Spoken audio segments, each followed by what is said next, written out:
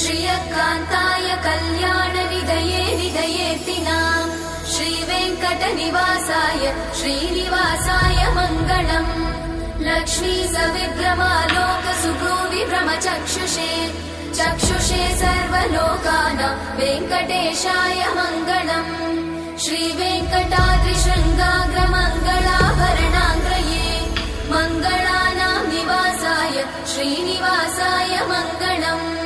सर्वावयव सौन्दर्य सम्पदा सर्वचेतसां सदा सम्मोहनायास्तु वेङ्कटेशाय मङ्गलम्। नित्याय निरवध्याय सत्यानन्द चिदात्मने सर्वान्तरात्मने श्रीमद् वेङ्कटेशाय मङ्गलम्। स्वतः सर्वविदे सर्वशक्तये सर्वशेषिने सुलभाय सुशीलाय वेङ्कटेशाय